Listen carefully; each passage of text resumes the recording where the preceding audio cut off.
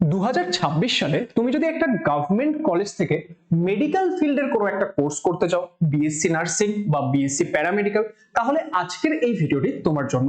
ধরে নাও তুমি ক্লাস 12 এর পর এই বছর 2026 সালে নিট এক্সাম দিচ্ছ, কিন্তু নিটের প্রিপারেশন খুব একটা বেশি ভালো হয়নি, কিন্তু তুমি চাও যে তুমি মেডিকেল ফিল্ডে পড়াশোনা করবে, মেডিকেল ফিল্ডেই কাজ করবে, তাহলে তোমার জন্য একটা বেটার অপশন হতে পারে, একটা অল্টারনেট অপশন হতে পারে জেনপাস ইউজি এক্সাম।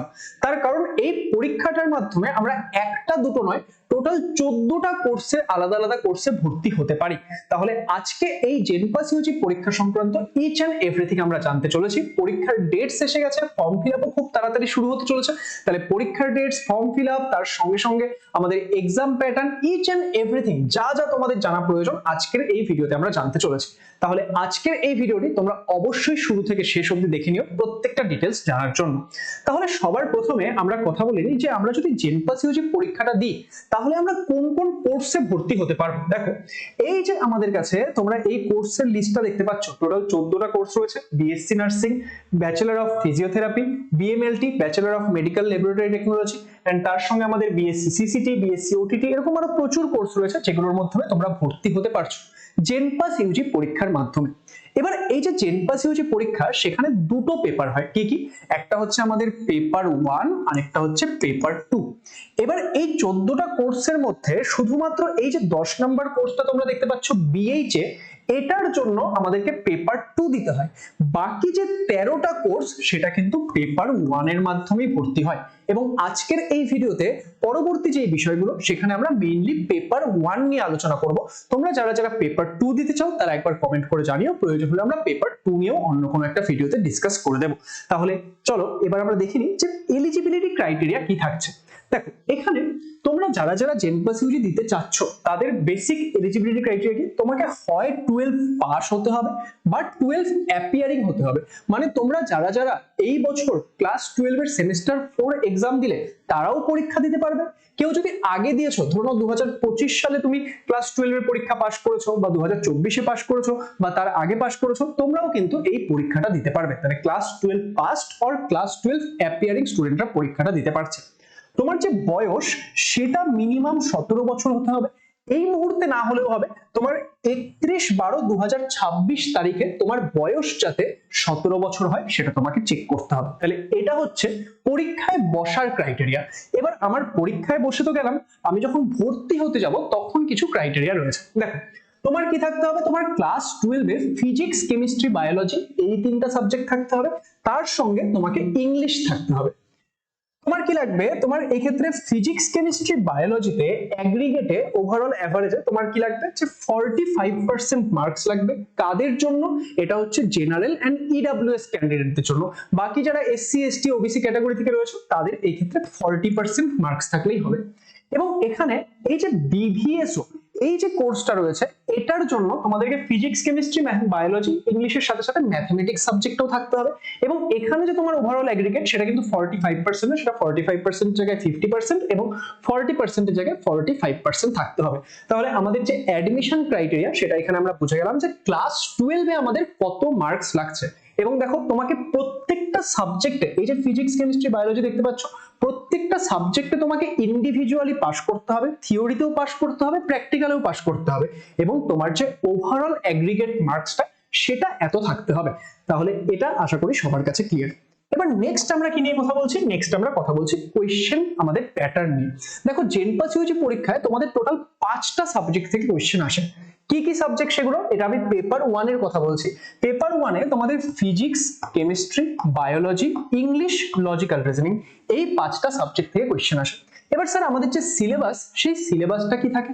সিলেবাস আমাদের ক্লাস 12 বেসিসের সিলেবাস থাকে। ক্লাস 11, 12 এ তোমরা ফিজিক্স, কেমিস্ট্রি, বায়োলজি যা পড়েছো মোরলেস সেটাই সিলেবাস থাকে। ইংলিশ এন্ড লজিক্যাল রিজনিং এর যে সিলেবাস সেটা সংক্রান্ত তোমরা যদি জানতে চাও, আমাদের একটা চ্যানেল রয়েছে লেটস ইমপ্রুভ নার্সিং, সেখানে গিয়ে তোমরা একটু সার্চ করবে, সেখানে কিন্তু ভিডিওস অলরেডি আপলোড করা রয়েছে। এবার এখানে দেখো আমাদের দুটো ক্যাটাগরিতে কোয়েশ্চেন আসে, ক্যাটাগরি 1 এবং ক্যাটাগরি 2।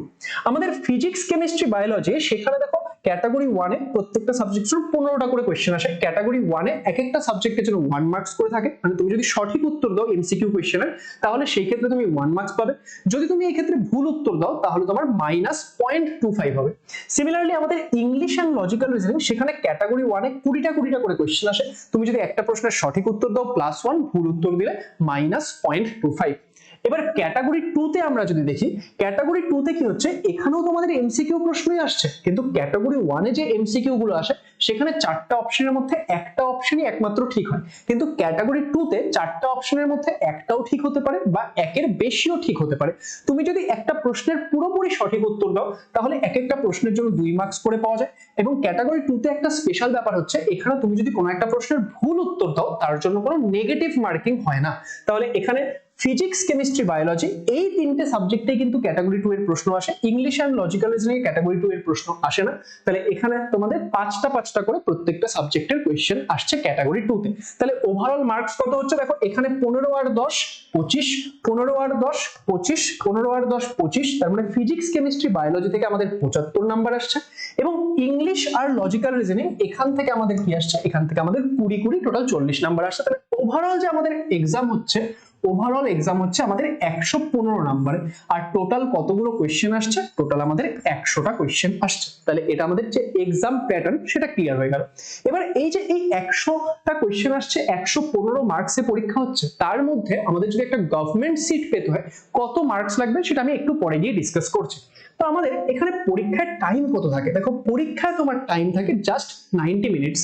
তার মানে এই পরীক্ষাটায় টাইম কিন্তু খুবই একটা ইম্পর্টেন্ট ফ্যাক্টর, যে তুমি কত ভালো করে টাইম ম্যানেজ করতে পারছো, কত ফাস্ট আনসার করতে পারছো, সেটা ভেরি ইম্পর্টেন্ট। ওকে, এবার এখানে কথা হচ্ছে যে আমরা সমস্ত কিছু জানলাম, কিন্তু আমরা পড়বো কোথা থেকে। দেখো তোমাদের জেনপাস ইউজির প্রিপারেশনের জন্য আমাদের একটা ডেডিকেটেড চ্যানেল রয়েছে, লেটস ইমপ্রুভ নার্সিং, যেখানে আমরা নার্সিং, প্যারামেডিক্যাল ইত্যাদি বিভিন্ন এক্সামের প্রিপারেশন করিয়ে থাকি। তাই যারা যারা এই চ্যানেলটি সাবস্ক্রাইব করোনি, আমাদের এই লেটস ইমপ্রুভ নার্সিং চ্যানেলটি সাবস্ক্রাইব করে নেবে। এখানে রেগুলারলি তোমাদের জন্য কন্টেন্ট আসতে থাকে জেনপাস ইউজি রিলেটেড।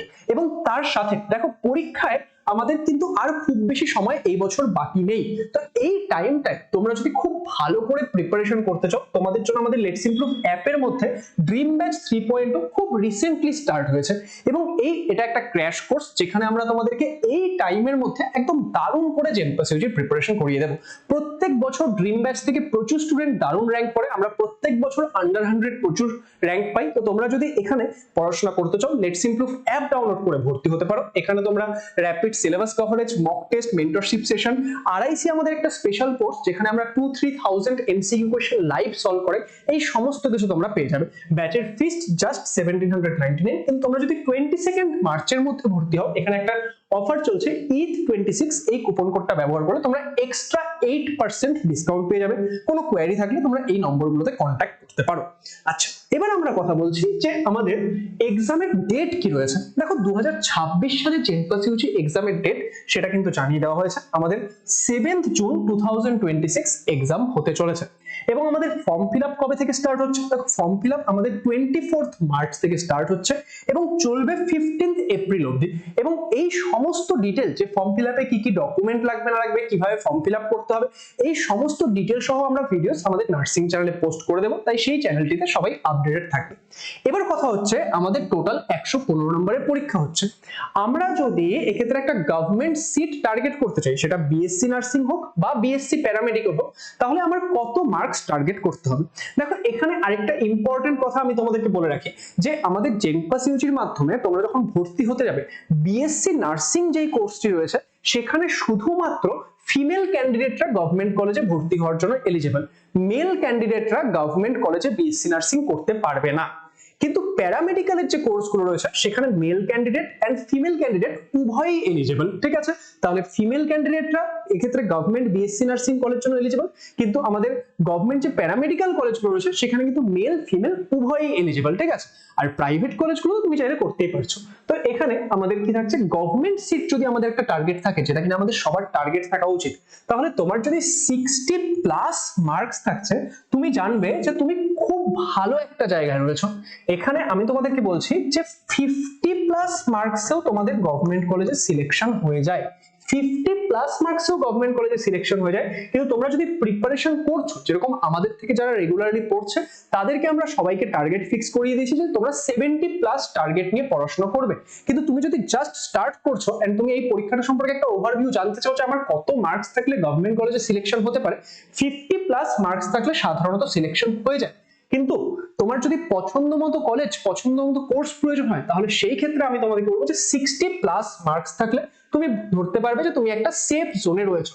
কিন্তু যেহেতু তুমি আমাদের সঙ্গে যুক্ত হচ্ছ, যেহেতু তুমি আমাদের সঙ্গে প্রিপারেশন করছো, তাহলে আমাদের টার্গেট মার্কস কি থাকবে? অলওয়েজ 70 মার্কস, 75 মার্কস টার্গেট করে আমরা কিন্তু চলবো।